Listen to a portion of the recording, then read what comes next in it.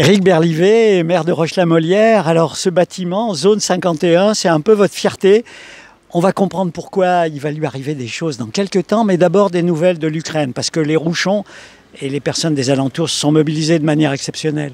Oui, alors dès le début de la guerre, en fait, 3 jours après, on organisait une collecte de médicaments pour un hôpital à 150 km à l'ouest de Kiev.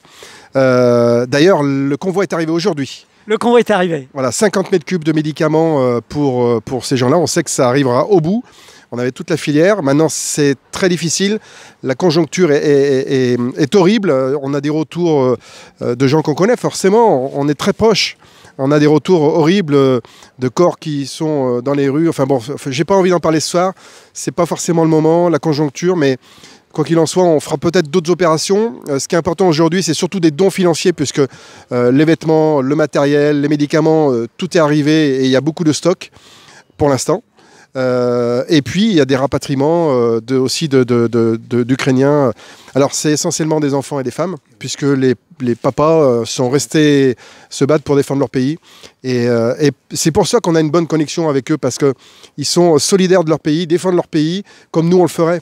Et c'est pour ça qu'on interagit positivement les uns avec les autres, avec ce peuple qui défend et qui aime son pays. Donc, c'est tout à fait normal qu'on puisse les aider modestement à notre façon. Alors, voilà, on en vient maintenant à l'objet de notre présence ce soir, devant ce bâtiment, cette fameuse zone 51. Alors, qu'est-ce que c'est que cette zone 51, Éric, en plein cœur de Roche-la-Molière? Alors, regardez l'historique de zone 51 dans l'état de l'Arizona, où était une zone préservée, protégée des ovnis, où on a vu des ovnis. Donc c'est une zone qui est protégée, secret défense. Et bien là, c'est pas secret défense, c'est la déclinaison que les artistes et l'association qui s'appelle Zone 51 a décidé de s'appeler comme ça. Nous, c'est pas secret défense, c'est un bâtiment qui va tomber fin juin, début juillet, pour justement libérer l'espace ici. Alors, on le voit bien derrière nous. Alors, on ne le voit pas trop parce que c'est la nuit, mais quand même, on le devine. Jean-Marc, de quoi s'agit-il derrière, alors qu'on ne le voyait pas? C'est notre joyau. C'est le château du centre-ville de Roche-la-Molière, château du 15e siècle. Plein centre-ville, c'est ça qui est dingue. Il est exceptionnel, ce château, c'est notre joyau, et c'est un pôle culturel aussi en interne.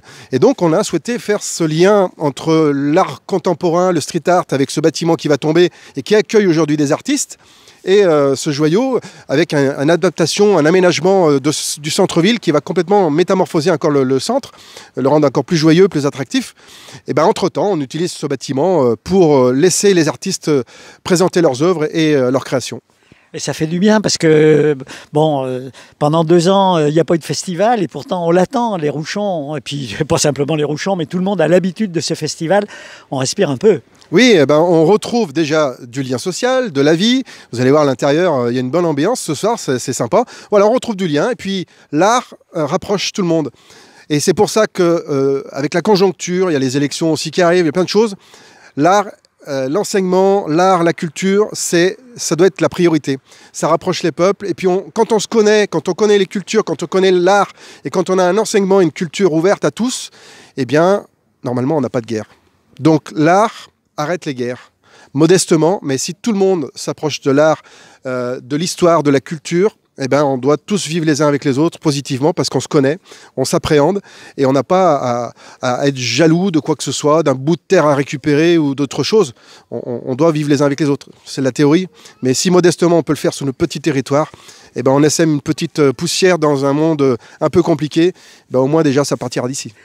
Alors à l'intérieur de Zone 51, on a commencé à l'extérieur tout à l'heure, un des artistes street arteurs qui expose, Azote. Bonjour. Bonjour, bonsoir plutôt. Bonsoir. Alors, un petit rappel de votre parcours. Comment devient-on street arteur? Alors, on devient street artiste par hasard.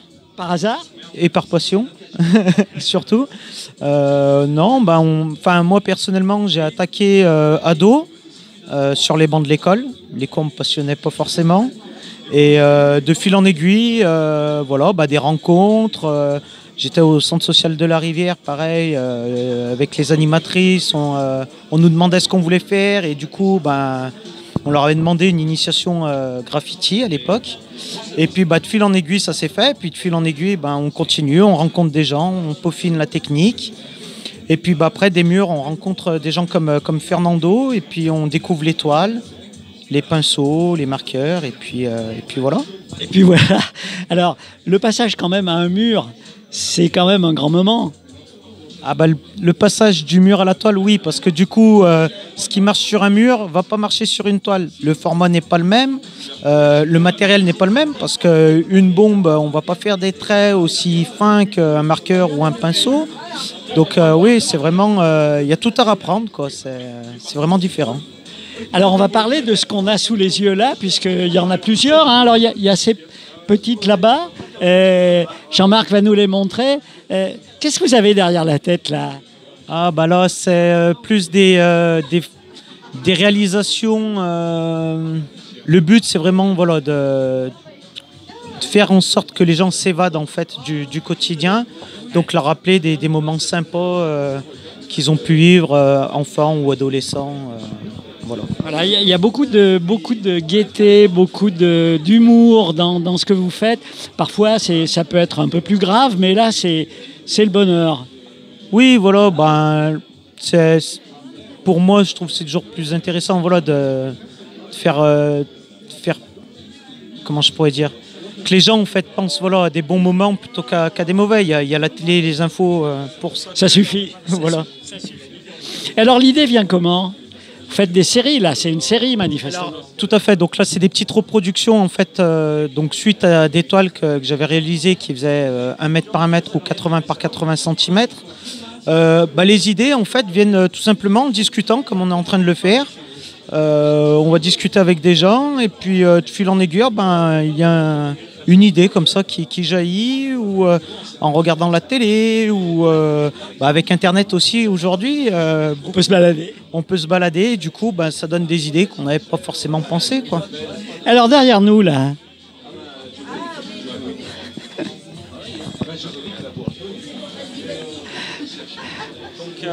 Derrière nous, voilà par exemple le parfait exemple. Donc on se retrouve avec donc du coup 2 toiles qui sont tirées, on va dire, de films ou de séries. Parce que du coup, I Want to Believe, c'est le poster qui était dans X-Files.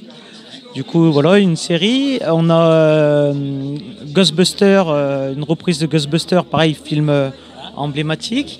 Et puis Paris sous les bombes au milieu. Donc c'était un petit clin d'œil au groupe NTM, groupe de rap, voilà, qui eux aussi étaient graffeurs. Donc du coup, oui, qui ont commencé comme ça. Qui ont commencé entre autres comme ça, oui, parce que c'est vrai que la culture du il y a toute une culture autour du street. est toujours liée, et il y a même des gens justement comme NTM qui disent que justement s'il n'y avait plus de graffeurs à l'époque, le rap serait mort. Donc du coup voilà, il y a vraiment un lien entre les deux, voilà, tout à fait. Voilà. Écoutez, bravo. La suite des opérations, on espère que le festival pourra avoir lieu au printemps à Roche-la-Molière, comme depuis 3 ans. Vous y allez y être? Alors, pour cette année, c'est vrai qu'à sortie de Covid, on ne sait pas trop encore comment, à quelle sauce on allait être mangé, si je puis dire. Et du coup, cette année, on va voir. Alors, il va y avoir des choses. Fin de semaine prochaine, par exemple, on a une artiste qui va venir en résidence et faire un collage sur la commune avec le support X. Voilà. Mais le festival, à proprement parler, comme il l'a été, pour cette année, ne devrait pas se faire comme il s'est fait auparavant. Voilà. Écoutez, merci.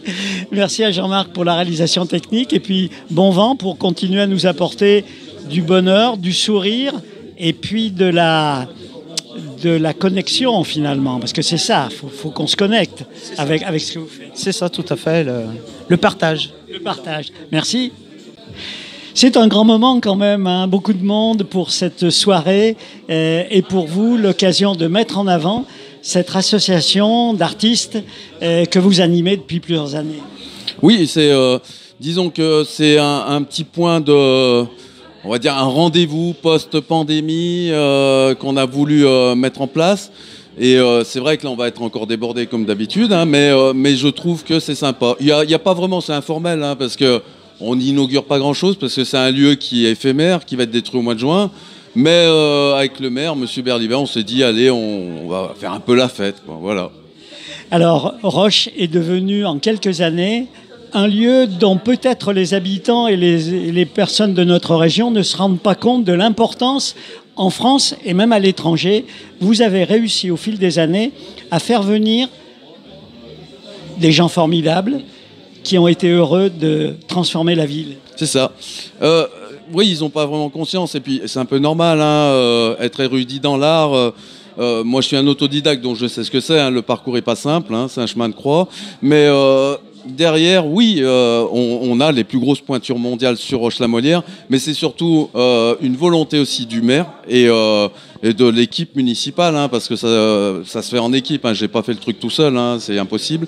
Donc un grand merci aux artistes qui sont venus, puis un grand merci aussi à la mairie et à l'équipe municipale, hein, et surtout même les agents techniques qui ont été présents sur les nacelles. Ils montent sur les nacelles, ils viennent des artistes eux-mêmes. C'est ça. Et puis non, puis ils ont accueilli les artistes d'une façon. C'était redoutable, hein, l'accueil. Hein. Tous les artistes, le retour, c'était formidable. Hein. Roche-la-Molière, ils s'en souviennent tous. Hein. Et je trouve que voilà, le pont est fait, et c'était ça le plus important avant la notoriété. La notoriété, bien sûr, elle est évidente et réelle. Hein. Alors, l'idée, c'est que l'art d'aujourd'hui, il est à la portée de tout le monde. Il suffit de se promener, d'ouvrir les yeux, d'avoir le cœur qui bat, d'avoir des émotions. C'est ça que vous voulez faire avec cet art de rue. Ben, on est parti en fait, Roche, quand Eric, donc le maire de Roche-la-Molière, m'a demandé d'insuffler un air artistique sur Roche-la-Molière. C'était pas gagné parce qu'il n'y a pas de lieu dédié à ça, hein. Pas de musée, rien. Puis on s'est dit, la rue, hein, j'étais street artiste. Et c'est ce qui a fait que l'art aussi est à la portée de tout le monde. On ne pousse pas une porte, c'est-à-dire on est... Après, les gens peuvent trouver que c'est imposé, mais pas du tout. Hein. On met l'art à la portée des gens. C'était surtout ça, la base, c'était de se dire l'art, l'accès à l'art pour tous. C'était surtout ça, le truc. Hein. Alors, on le voit bien aussi, il y a eu beaucoup de gens qui sont passés, qui ont été attirés par l'événement, puis qui sont venus, qui regardent de près. Ça vous touche, ça? Oui, enfin, moi je suis coutumier du truc parce que je travaille avec des grosses pointures de l'art, hein, mondial, hein, donc c'est pas tellement de monde, c'est la qualité des gens. La quantité, c'est autre chose, mais la qualité, là, oui. Comme là, il y a des gros collectionneurs, vraiment, quand je parle de gros collectionneurs, c'est énorme. Vous avez des patrons de groupes internationaux comme Mediagraphique, Mediavision, JC Deco, Eiffage. C'est des gens très discrets, mais qui sont présents et qui nous aident tout au long de l'année. Hein. C'est eux qui nous fournissent donc le matériel, hein, comme le support existe d'ailleurs. Hein. Alors, vous nous avez annoncé aussi une nouveauté technique incroyable, un vrai miracle. De quoi s'agit-il? Donc c'est le fameux support X. Donc c'est. On va peut-être se reculer voilà. pour aller en voir un. J'en ai, voilà. Donc vous en avez un exemple ici. C'est un support qui prend sur toutes les surfaces. Il n'y a pas de PVC, c'est une induction végétale tissée. Et l'avantage de ce support, c'est que vous pouvez le mettre sur n'importe quelle surface, elle ne la détériore pas. Que ce soit de la pierre, du verre ou quoi que ce soit. La preuve en est, c'est que ça passe même, c'est étanche. Ça peut aller en extérieur, vous la décollez. Non, mais c'est incroyable. Donc, c'est pas déformable parce que c'est tissé. Et vous la replacez à volonté. N'importe où. N'importe où. Là, ça veut dire que vous créez, vous installez, vous enlevez, vous mettez ailleurs. C'est ça. Et surtout, on peut travailler avec tout dessus, du crayon à la pointe graphique, au feutre, à la peinture à l'huile, au spray de graffiti. Enfin, il n'y a pas de limite. Mais c'est un gros travail. C'est l'ingénierie, donc, puis le talent français, parce que c'est une entreprise française. C'est ça. C'est une entreprise française qui l'a mis en place et qui l'a construit, hein, à ma demande. Mais c'est une création purement française et qui va révolutionner l'art mondial, puisque tous les plus grands artistes mondiaux l'ont testé, hein, depuis 2 ans. Pendant le confinement, ils travaillaient quand même. Et surtout sur Support X, on en a fourni. Et aucun artiste lui a trouvé une limite. Hein. Ni moi encore. C'est fou. Ouais, c'est complètement dingue. Et on en est surpris tous les jours. Hein. Et on sort maintenant le nouveau Support X qui va être micro-perforé. Ça veut dire qu'on avait un petit souci sur les grands formats de bulles, hein, comme ça peut arriver. Comme normal. Hein. Je sais que c'est repositionnable, on pouvait le replacer, mais bon, c'était un peu délicat quand il y a du vent. Oui. Mais celui-là est micro-perforé, donc il n'y a plus de bulles. Donc c'est toujours, comme on disait en 72, hein, 73, quand il y a eu le crash du pétrole. En France, on n'a pas de pétrole, mais on a des idées. Ben, ça continue. En France, on a des idées. Et on a maintenant la technicité, quoi. Donc il y a un savoir-faire français, quoi. Eh ben, écoutez, merci, c'est un grand bonheur de partager ça avec vous. Et puis on va continuer parce que l'aventure continue finalement. Oui, oui, elle va. Parce que le bâtiment va être détruit, mais Ah oui, non, mais l'art sera toujours présent. Hein, ça. décidément, Roche-la-Molière, on fait des rencontres étonnantes. Geoffroy, bonjour. Vous êtes un des responsables de Média Graphique. Alors, Média Graphique, une description rapide. Alors déjà, Média Graphique, nous sommes un groupe société à mission. Société à mission. Oui. Donc ça veut dire qu'aujourd'hui, on a une véritable politique RSE au niveau de l'entreprise. Et dans notre démarche RSE, effectivement, on a Fernando qui intervient à l'intérieur de notre entreprise pour sensibiliser le personnel à tout ce qui est artistique. Alors la rencontre, c'est bien faite évidemment. Et puis on est devant justement une œuvre dans laquelle vous êtes un peu pour quelque chose, je crois. Exactement. À la base, si vous voulez, ce type de caisson, notre société, notre groupe, le fabrique pour la communication graphique. Et l'idée de Fernando, ça a été de dire, finalement, pourquoi ne pas mettre des œuvres ? Si bien qu'on a commencé à collaborer avec lui, où il nous a réalisé des œuvres qui sont éclairées. Et aujourd'hui, on a d'autres artistes, effectivement. Et puis qui se disent, c'est quand même génial. Exactement, parce qu'une œuvre éclairée, c'est pas courant.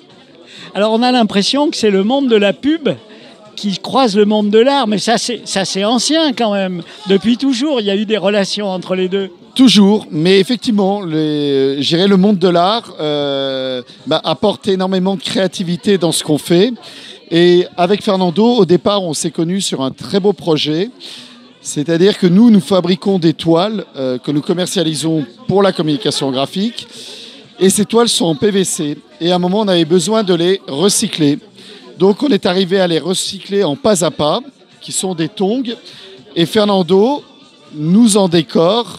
Et l'objectif, c'est d'en redistribuer pour l'Afrique, mais d'avoir des tongs décorés. Voilà. Donc, si je comprends bien, c'est un peu comme quand on récupère le plastique des bouteilles, il va resservir par la suite. Et puis, avec une idée qui est quand même assez émouvante, les petits Africains vont avoir des œuvres d'art au pied fabriquées avec nos restes, finalement. Alors, c'est pas tout à fait ça. C'est-à-dire que nous, l'objectif, c'était de renvoyer des tongs dans les pays d'Afrique et de leur dire, regardez, on a des artistes de renom qui les décorent. Si on vous les donne, on vous offre les stylos, les feutres et vous les décorez, c'est-à-dire que vous participez aussi. Vous êtes vous-même artiste ? Non, pas du tout. C'est que je voulais, moi... Non, mais les petits Africains ? Exactement, c'était ça, voilà. C'est-à-dire les impliquer, pas juste donner, voilà. Et que dans notre démarche, qu'il y a un sens à la fois pour nous, mais comme pour eux. Et alors, vous embarquez vos collaborateurs dans une aventure pareille ? Ils sont heureux ? Ah oui, ça c'est vraiment le type de projet qui fédère et qui intéresse vraiment tout le monde. Pourquoi ? Parce que souvent, et si on prend l'art, les gens s'interdisent. Beaucoup de gens souvent... C'est pas pour moi. Voilà. Et ce qu'il y a de bien avec des gens comme Fernando, ça permet vraiment d'ouvrir les choses et de dire si, voilà, chacun ses émotions, chacun voit les choses comme il veut, mais voilà, c'est ouvert aussi pour vous. Et alors, la rencontre avec Roche-la-Molière, c'est un petit peu inattendu. Là aussi, on est dans une commune étonnante. Oui, effectivement. Au départ, je ne vous cache pas que Roche-la-Molière, je ne connaissais pas spécialement. Parce que Vous n'êtes pas le seul. Déjà Saint-Étienne, plein de... Voilà. Et c'est vrai qu'avec la collaboration de Fernando, a fait qu'on s'est mis à connaître Roche-la-Molière. En plus, il défend énormément Roche-la-Molière.